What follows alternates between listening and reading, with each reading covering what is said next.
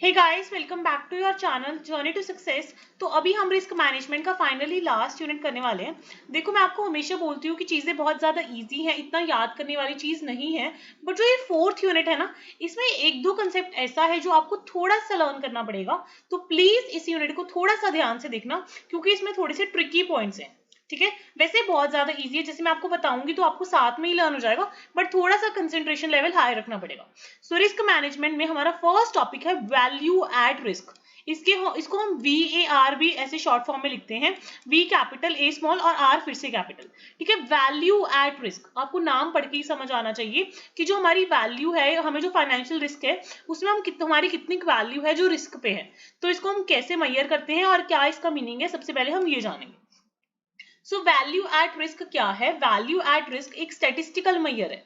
क्या है value at risk? एक स्टेटिस्टिकल मेजर है जिससे आप जो आपका फाइनेंशियल रिस्क है उसको क्वांटिफाई करते हो। ठीक है, with in an investment portfolio और फाइनेंशियल इंस्टीट्यूशन। सो VAR आपको बताता है कि आपको मैक्सिमम कितना लॉस हो सकता है। वैल्यू कितनी है, मतलब आपको कितना लॉस हो सकता है। वैल्यू एट रिस्क का मतलब है maximum potential loss that a portfolio और a financial transaction might experience within a given period of time at a certain level of confidence। अभी आपको ना डेफिनेशन समझ नहीं आ रही होगी, धीरे धीरे हम इसके अंदर घुसेंगे VAR के, तभी आपको समझ आएगा।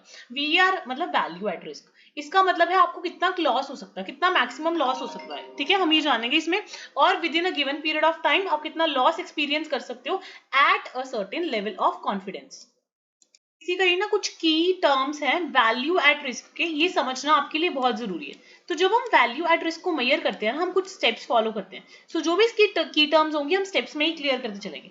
सबसे पहले हमें टाइम हॉरिजॉन क्लियर होना चाहिए, क्योंकि जो VAR है वो स्पेसिफिक पीरियड ऑफ टाइम में हम मेजर करते हैं। मतलब आपको क्लियर होना चाहिए जो वैल्यू एट रिस्क आप निकाल रहे हो वो आप एक दिन की निकाल रहे हो, एक हफ्ते की निकाल रहे हो, या फिर एक महीने की निकाल रहे हो। इतना क्लियर हो गया। सबसे पहले इसमें क्या इंपॉर्टेंट एलिमेंट है? Time horizon. Second important element है कॉन्फिडेंस लेवल। आप डिफाइन करते हो कि कितना का आपका कॉन्फिडेंस लेवल है, मतलब probability that the actual losses will not exceed this limit.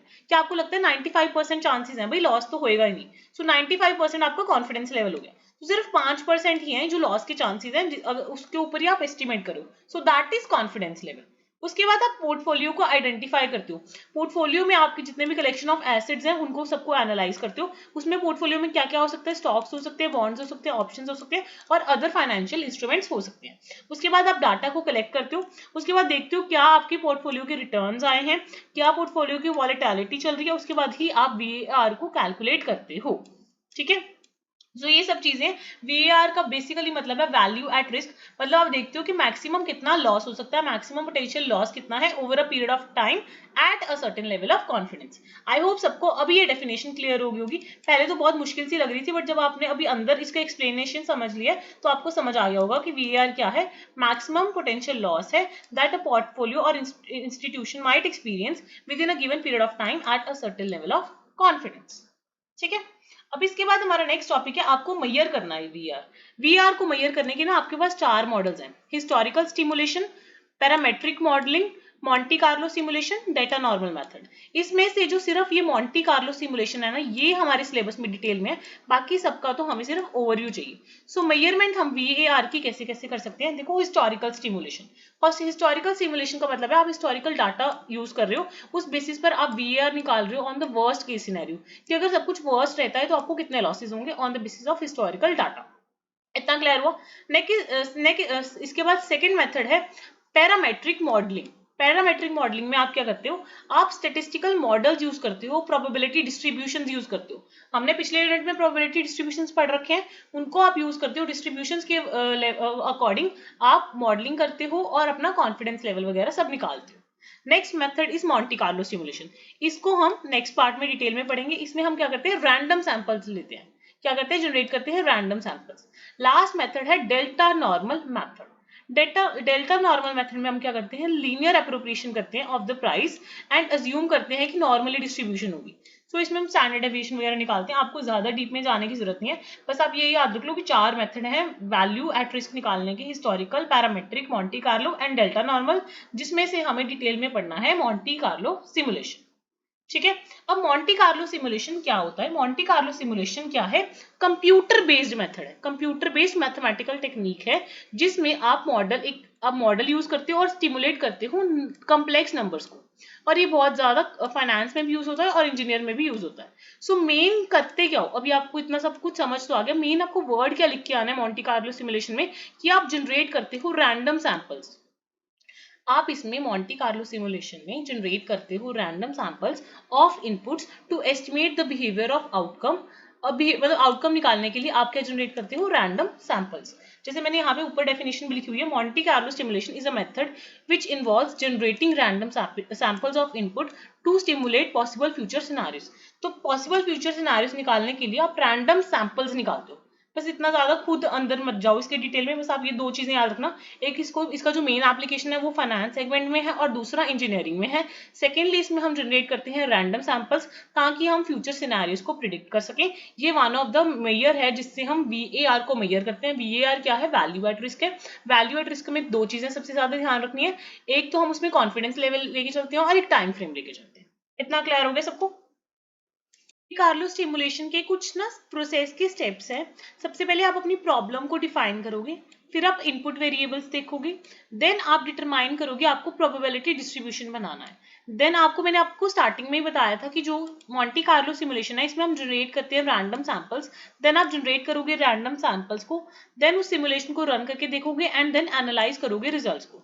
अब आप बोलोगे कि मैम ये बहुत हमें डिफिकल्ट लग रहा है, हम इसको कैसे लर्न करें? देखो, डिफाइनिंग द प्रॉब्लम तो यूजुअली सभी चीजों का फर्स्ट स्टेप होता ही है। इसमें बस दो ही चीजें एडिशनली लर्न करनी है, identify input variables and determine probability distributions. उसके अलावा ये तो आपको पता ही है मॉन्टी कार्लो सिमुलेशन में क्या होता है, रैंडम सैंपल्स हम जनरेट करते हैं, रन करते हैं सिमुलेशन को, एनालाइज कर देते हैं एंड में रिजल्ट्स को। सो ये इतना ज्यादा डेप्थ में मत पढ़ना। अगर आपको एक्चुअल में है कि आपको मॉन्टी कार्लो सिमुलेशन एग्जाम में अटेम्प्ट करना है तो इसको अच्छे से पढ़ लो, वरना हमारे पास आगे दो टॉपिक्स और हैं जो बहुत इंपॉर्टेंट है। एक तो आप VAR अटेम्प्ट करके आ सकते हो, एक RMIS टॉपिक है हमारा एंड में, और एक और टॉपिक है जो कि है हेजिंग। सो ये तीनों ही इंपॉर्टेंट टॉपिक्स हैं। हेजिंग वाला बहुत ईजी है तो इससे अच्छा हेजिंग वाला लर्न कर जाना। ठीक है, ये इसलिए बता दी कि अगर आपके पास कोई और अल्टरनेटिव नहीं होता, so in that case you can easily attempt Monte Carlo simulation. So मैंने स्टार्टिंग में भी बताया कि मॉन्टी कार्लो सिमुलेशन हम फाइनेंस में भी यूज करते हैं, इंजीनियरिंग में भी यूज करते हैं और अदर फील्ड्स में भी यूज करते हैं जहाँ पे बहुत ही ज्यादा अनसर्टेनिटी होती है। तो इसमें हम वैल्यू एट रिस्क एस्टिमेट करते हैं using the Monty Carlo technique, जिसमें हमारा मेन फोकस होता है जनरेट करना रैंडम सैंपल्स एंड रन करना सिमुलेशन को। ठीक है, अब एप्लीकेशंस क्या है वैल्यू एट रिस्क की, तो इसमें हम वैल्यू एट रिस्क निकालते हैं। VAR में हम क्या करते हैं, वैल्यू एट रिस्क निकालते हैं। सो ये पोर्टफोलियो मैनेजमेंट में यूज होता है। अभी हम कौन सा सब्जेक्ट पढ़ रहे हैं, रिस्क मैनेजमेंट, इसमें यूज होता है। जब भी हमें रेगुलेटरी कंप्लायंस करनी होती है, मतलब रेगुलेटरी जो चीजें हैं उनको फुलफिल करना होता है, उन केसेस पर भी यूज होता है। जब हमें कोई प्राइस डिराइव करना होता है तब भी यूज होता है। परफॉर्मेंस इवैल्यूएशन में यूज होता है, रिस्क रिपोर्टिंग में यूज होता है। उसके अलावा मैंने आपको एक और चीज बताई थी, इंजीनियरिंग में यूज होता है। बहुत सारी फाइनेंस की चीजें होती हैं जिसमें ये यूज होता है। सो आप मेंशन करके आ सकते हो कि VAR एक वाइड कंसेप्ट है जो कि मल्टीपल क्या कहते हैं, मल्टीपल एरियाज में लगता है, मल्टीपल सर्विसेज में या मल्टीपल चीजों में हम इंप्लीमेंट करते हैं इसको। रिस्क मैनेजमेंट हो गया, पोर्टफोलियो मैनेजमेंट हो गया, रेगुलेटरी कंप्लायंस हो गया, डेरिवेटिव प्राइसिंग हो गया, परफॉर्मेंस इवैल्यूएशन हो गया एंड रिस्क रिपोर्टिंग हो गया। तो आई होप सबको VAR वाला कंसेप्ट क्लियर हो गया होगा। इसके बाद हमारा नेक्स्ट टॉपिक जो कि बहुत ही ज्यादा अब इजी है, हम इजी टॉपिक के टुवर्ड्स आ रहे हैं, दैट इज हेजिंग। हेजिंग क्या होता है, हेजिंग के टाइप्स क्या होते हैं, बहुत ही ज्यादा इजी कंसेप्ट है ये। हेजिंग आपने ना बहुत बार फाइनेंस में ये टर्म सुनी होगी। हेजिंग का बेसिकली मतलब होता है आप ऐसी स्ट्रैटेजीज यूज कर रहे हो कि अगर आपको कोई लॉस होने वाला है, आप उस लॉस को प्राइस मूवमेंट्स के साथ ऑलरेडी पहले ही रिड्यूस कर रहे हो या ऑफसेट कर रहे हो। सो हेजिंग मीन्स रिड्यूसिंग या offsetting the risk of adverse price movements in an underlining asset. So main motive क्या है हेजिंग का, कि अगर आपको कोई पोटेंशियल लॉस होने वाला है मार्केट फ्लक्चुएशंस के साथ या कोई और एक्सटर्नल फैक्टर्स के कारण, सो आप पहले ही उस लॉस को रिड्यूस कर रहे हो और ऑफसेट कर रहे हो। सो हेजिंग का मतलब है कि आप ऑफसेट कर रहे हो अपनी पोजीशन कोई और डेरिवेटिव लेके या किसी भी चीज के साथ उसको बैलेंस आउट करके या न्यूट्रलाइज करके। इसकी वजह से क्या होता है, जो इन्वेस्टर्स होते हैं ना वो अपने पोटेंशियल लॉसेस को पोटेंशियल गेन्स के साथ इक्विवेलेंट करके उन चीजों को क्या कर लेते हैं, बैलेंस आउट कर लेते हैं या न्यूट्रलाइज कर लेते हैं। आपको एक अच्छी सी एग्जांपल बताऊंगी आगे जिससे आपको हेजिंग का पूरा कंसेप्ट अच्छे से क्लियर हो जाएगा। So hedging is commonly used in financial markets where investors and business are exposed to the various risks. So उनको पता है कि बहुत सारे चेंजेस हो सकते हैं, सो अपने आप को प्रोटेक्ट करने के लिए और अपने आप को स्टेबल पोजीशन में रखने के लिए हेजिंग स्ट्रैटेजीज यूज करते हैं। बेसिकली दो तरह की हेजिंग स्ट्रैटेजीज होती हैं, short term hedging strategies and long term hedging strategies. तो जो अगर वो शॉर्टर फ्रेम के लिए लेस देन ईयर के लिए करते हैं वो शॉर्ट टर्म हेजिंग स्ट्रैटेजीज होती हैं, और अगर वो सेवरल ईयर्स के लिए करते हैं तो वो लॉन्ग टर्म हेजिंग स्ट्रैटेजीज होती हैं। क्लियर हो गया। इसलिए इसकी एक एग्जांपल बता देती हूँ आपको हेजिंग की, कि फॉर एग्जांपल एक कंपनी है वो एक्सपेक्ट कर रही है कि उसको $1 मिलियन की पेमेंट मिलेगी 6 महीने में from a foreign buyer in euros. ठीक है, सो कंपनी कंसर्न है कि कहीं ये ना हो 6 मंथ्स बाद हमारी 1 मिलियन यूरो की जो प्राइस है वो कम हो जाए। ठीक है, सो इसलिए the company is concern that the value of the euro may decrease in the next 6 months which would reduce the value of their payments in US dollar. कि जब उनको, क्योंकि ऑब्वियसली जो पेमेंट है वो यूरोज वाले में कन्वर्जन होकर यूएस डॉलर में मिलेगी, कहीं ये ना हो कि जो वैल्यू है यूएस डॉलर की वो कम ना हो जाए जिसकी वजह से उनको पेमेंट कम ना मिले। सो इस रिस्क को मिटिगेट करने के लिए या कम करने के लिए वो क्या करेंगे, the company could take a short position in the euros by selling the euro future contracts. So इससे क्या होएगा, कंपनी ने फॉर एग्जांपल $1.110 पर यूरो पर उसको सेल कर दिया। अगर वो वैल्यू कम होके $1 भी हो जाती है तो भी कंपनी ने पहले ही अपना जो लॉस है उसको मिटिगेट कर लिया, क्योंकि ऑब्वियसली उसको प्रॉफिट हो जाएगा और अगर कुछ भी होता है उसने पहले ही ऑफसेट कर लिया उनका लॉस फॉर पेमेंट। थोड़ा सा क्लियर हो गया होगा, हालांकि हमें इतनी डेप्थ में नहीं जाना है, बट मैंने स्टिल ट्राई किया आपको थोड़ा सा क्लियर हो जाए। हेजिंग का बेसिकली मतलब है आप ऐसी स्ट्रैटेजीज यूज कर रहे हो जिससे आप अपना लॉस रिड्यूस करने की या ऑफसेट करने की कोशिश कर रहे हो, थोड़ा सा रिस्क लेके प्राइस मूवमेंट्स के ऊपर खेल के। हेजिंग दो तरह की हो सकती है, लॉन्ग टर्म या शॉर्ट टर्म। एक एग्जांपल मैंने आपको बता दी, और हेजिंग की ना कुछ स्ट्रैटेजीज हैं, तो स्ट्रैटेजीज के अंदर डेप्थ में नहीं जाते, सिर्फ इनके नाम हम लास्ट मोमेंट पर देख लेते हैं। Forward contracts, future contracts, option contracts, swaps, exchange traded funds, currency hedging, commodity hedging. अब ये लर्न कैसे होंगे, आपने बहुत बार एक वर्ड सुना होगा future and options. So future contracts हो गए, ऑप्शन कॉन्ट्रैक्ट्स हो गए, उसके अलावा फॉरवर्ड कॉन्ट्रैक्ट्स हो गए, 3 नाम याद हो गए। देन उसके अलावा ईटीएफ्स हो गए एंड स्वैप्स हो गए, स्वैप्स एंड ईटीएफ्स। उसके अलावा करेंसी हेजिंग हो सकती है या कमोडिटी हेजिंग हो सकती है। ये सारे क्या है, several type of hedging strategies हैं जो कंपनीज यूज करती हैं अपने रिस्क को प्रोटेक्ट करने के लिए और अपने आप को लॉसेस से बचाने के लिए। सो हेजिंग आपको क्लियर हो गया, हेजिंग के टाइप्स क्लियर हो गए, हेजिंग के एग्जांपल क्लियर हो गए। अगर आपको हेजिंग के एग्जांपल अभी क्लियर नहीं हुई है अच्छे से, आप इसका स्क्रीनशॉट ले लो, एक बार इसको रीड आउट कर लो। अगर आपको कोई डाउट हुआ तो आप स्टिल कमेंट सेक्शन में इसको पूछ सकती। ठीक है, वैसे इतना ज्यादा डेप्थ में हमें करने की जरूरत नहीं है, हमें थोड़ा सा ओवरव्यू ही लेना होता है सब्जेक्ट का। ठीक है, नेक्स्ट है हेजिंग का प्रोसेस क्या है। देखो जो हेजिंग का प्रोसेस है ना, इसमें 4 पॉइंट्स होते हैं, 4 हम प्रोसेस में फॉलो करते हैं, 4 steps. Number 1 is initiation, number 2 is monitoring, number 3 is closing and number 4 is roll over. So hedging में हम 4 स्टेप्स फॉलो करते हैं, initiation, monitoring, closing and roll over. ये 4 स्टेप्स हैं हेजिंग प्रोसेस के। हेजिंग प्रोसेस बहुत ज्यादा इंपॉर्टेंट है और बहुत ज्यादा चांसेस है एग्जाम में आने के। अब इनिशिएशन क्या होता है, इनिशिएशन फर्स्ट स्टेप है हेजिंग प्रोसेस का। इसमें हम क्या करते हैं, इनिशिएट करते हैं, मतलब सबसे पहले हम आइडेंटिफाई करते हैं क्या क्या रिस्क हो सकते हैं। फॉर एग्जांपल कोई भी कंपनी है उसको पता है कि फॉरेन एक्सचेंज में वो डील करती है, तो उनको किस चीज का रिस्क है, फॉरेन एक्सचेंज का रिस्क है। सो वो हेज कर सकती है फॉरेन का एक करेंसी का फॉरवर्ड कॉन्ट्रैक्ट करके।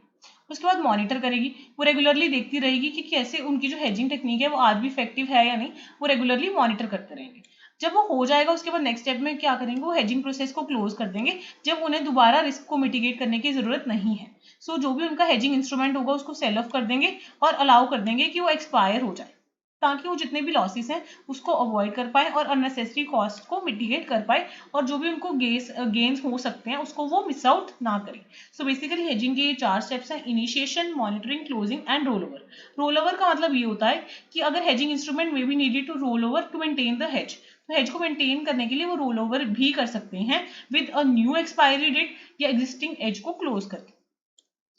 ठीक है, तो इतना ज्यादा डीप में मत करना, बस ये 4 स्टेप्स याद कर लो, mainly initiation, monitoring, closing and roll over. अभी हमारा बस लास्ट टॉपिक बच जाता है, that is risk management information system. जो रिस्क मैनेजमेंट इंफॉर्मेशन सिस्टम है ना, ये बहुत ही इजी कंसेप्ट है। Risk management information system, RMIS।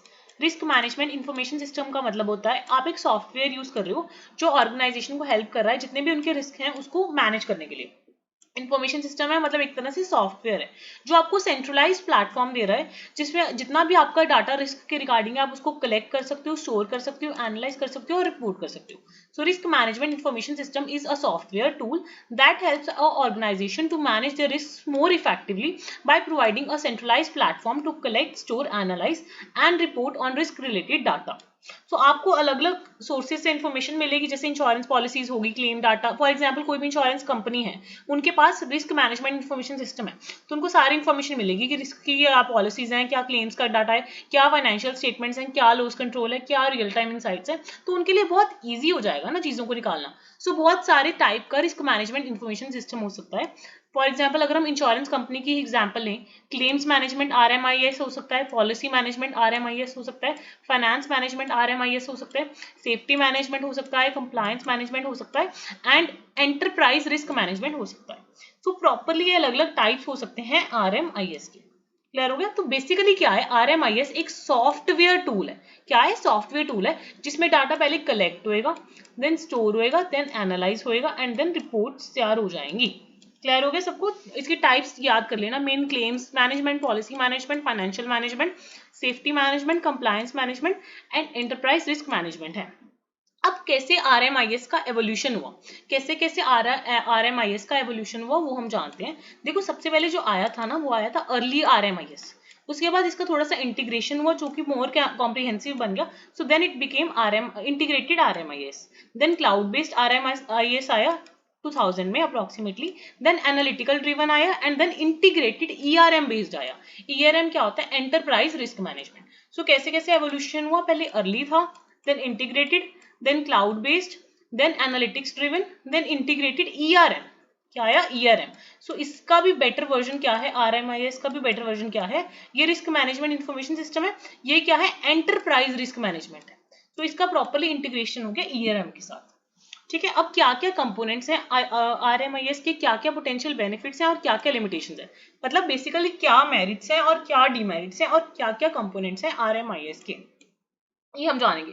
ये बहुत ही इजी टॉपिक है इसलिए मैं ऐसे आपको ओवरव्यू ही दे रही हूँ इसका. एक बार आप दोबारा देख लेना फोर्थ यूनिट, क्योंकि फोर्थ यूनिट ना एक बार में पढ़ के नहीं होगा, आपको इसको कम से कम एटलीस्ट 2 बार तो देखना ही पड़ेगा समझने के लिए. सो फोर्थ यूनिट के लिए मेरी आपसे ये हम्बल रिक्वेस्ट है, please watch it at least twice ताकि आपको ये फोर्थ यूनिट क्लियर हो जाए. तो क्या क्या कंपोनेंट्स हैं, जैसे मैंने आपको बताया ये हमारा एक सॉफ्टवेयर टूल है. तो ऑब्वियसली डाटा इनपुट जाएगा, डाटा स्टोरेज के लिए हमें कुछ चाहिए, डाटा एनालिसिस के लिए चाहिए, डाटा रिपोर्टिंग के लिए चाहिए और डाटा कोलैबोरेशन के लिए चाहिए. सो यही चारों चीजें या पांचों चीजें कंपोनेंट्स होंगी RMIS की. तो data input, data storage, data analysis, data reporting and data collaboration, ये हमारे 5 कंपोनेंट्स हैं RMIS के. उसके बाद क्या क्या फायदे होते हैं RMIS के. ऑब्वियसली जो आप डिसीजन लोगे, अब पहले तो आप मैनुअली चीजें कर रहे थे तो उसमें डिफिकल्टी आ रही थी. अब आप एक सॉफ्टवेयर टूल यूज कर रहे हो तो जो डिसीजन लोगे वो बेटर लोगे. सो बेटर डिसीजन मेकिंग होगा, आपकी एफिशिएंसी भी बढ़ जाएगी, कॉस्ट भी कम हो जाएगी और कम्युनिकेशन भी बेटर हो जाएगी. सो आप अपनी तरफ से जितने मर्जी पॉइंट्स बना के आ सकते हो regarding the benefits of RMIS, कि जब आप risk management information system use करते हो सो आप जल्दी डिसीजन ले रहे हो, इफेक्टिव डिसीजन ले रहे हो, कम खर्चों के साथ डिसीजन ले रहे हो और बेटरली उनको कम्युनिकेट कर पा रहे हो क्योंकि आपके पास ट्रांसपेरेंट एंड प्रॉपर रिपोर्ट्स हैं. क्लियर हो गया सबको? अब क्या क्या लिमिटेशंस हैं RMIS की. देखो अगर हम बाद में रेगुलरली यूज करते हैं ना तो RMIS की कॉस्ट बहुत कम है, बट जब हमें फर्स्ट टाइम इंप्लीमेंट करना है इंप्लीमेंटेशन की कॉस्ट बहुत ज्यादा है स्टार्टिंग में. और स्टार्टिंग में ना RMIS को कोई भी ऐसे इजीली नहीं समझ सकता, इसके लिए प्रॉपर ट्रेनिंग एंड एक्सपर्टीज चाहिए. तो थोड़ा सा कम्प्लेक्स है इसलिए ट्रेनिंग चाहिए. डाटा क्वालिटी अच्छी होनी चाहिए. ऑब्वियसली अगर आप डाटा ही गलत डालोगे तो जो रिजल्ट आएंगे वो भी गलत आएंगे और बहुत ज्यादा रिस्क होता है कि कई बार साइबर सिक्योरिटी अटैक्स हो जाते हैं. सो आपका डाटा ब्रीच हो सकता है और डाटा लीक हो सकता है. तो ये आप लिमिटेशंस में लिख के आ सकते हो और भी पॉइंट्स आप लिमिटेशंस के बना सकते हो. अभी हमारे लास्ट 2 टॉपिक्स बच गए, designing RMIS and implementing RMIS. तो जब आप डिजाइन करोगे RMIS को तो ध्यान रखना आप ऑर्गेनाइजेशन के गोल्स एंड ऑब्जेक्टिव्स को ध्यान में रख के कर रहे हो और आप ये हमेशा ध्यान रखोगे कि डाटा कलेक्ट कैसे होगा, स्टोर कैसे होगा और उसमें बहुत सारे ऑप्शंस रखना ताकि ऑर्गेनाइजेशन की नीड्स आप मेट कर सको और ध्यान से उसको इंटीग्रेट एंड इम्प्लीमेंट करने की कोशिश करना. प्रॉपरली अपने स्टाफ को भी ट्रेनिंग देना कि RMIS सॉफ्टवेयर कैसे यूज करने हैं, उनकी क्लियर रिस्पॉन्सिबिलिटीज एंड रोल्स को असाइन करना. ठीक है. तो जब आप डिजाइन करते हो तो काफी सारी चीजें हमें ध्यान रखनी है। वैसे इम्प्लीमेंटेशन जब हम करते हैं तो इम्प्लीमेंटेशन भी क्लियर होनी चाहिए, प्रॉपर रिसोर्स एलोकेशन होना चाहिए, प्रॉपर स्टोरेज वगैरह सब आप देखोगे, कॉन्फ़िगरेशन प्रॉपर करोगे, प्रॉपर स्टाफ को ट्रेनिंग प्रोवाइड करोगे, प्रॉपर रिपोर्टिंग होगी, बार बार उसको आप मॉनिटर करते रहोगे और कंटिन्यूसली इंप्रूव करते रहोगे। सो ये बेसिक सी चीजें थी। ये वाला यूनिट अगर आपको थोड़ा सा जल्दी लगा होगा तो आप धीरे भी देख सकते हो, इसको 1 या 2 बार देखोगे। मैंने जल्दी इसलिए करवाया है क्योंकि मुझे पता है 4th यूनिट एटलीस्ट आपको 2 बार देखना पड़ेगा। सो एक बार मैंने बता दी, जब एक बार दोबारा देखोगे तो आपको फर्स्ट टाइम के कंपैरेटिवली बेटर चीजें समझ आएंगी, क्योंकि इसमें मेन ना हमने 3 चीजें पढ़ी हैं। एक तो हमने हेजिंग पढ़ी है, अब आप हेजिंग सोच के देखो, आपको हेजिंग बेसिकली क्लियर हो गया होगा। एक हमने RMIS पढ़ा है, एक हमने VAR पढ़ा है। ये तीनों ही इंपॉर्टेंट कंसेप्ट्स हैं, पहली बार में समझ नहीं आने वाले, एक बार दोबारा देख लो आपको क्लियर हो जाएगा। And if you like the content please don't forget to like, share and subscribe. बाकी मिलते हैं नेक्स्ट वीडियो में एक नए सब्जेक्ट के साथ very soon. And you can also check out the playlist, आपको चैनल पे सब्जेक्ट वाइज प्लेलिस्ट मिल जाएंगी जिसके कारण आपको बहुत ईजी हो जाएगा। ठीक है।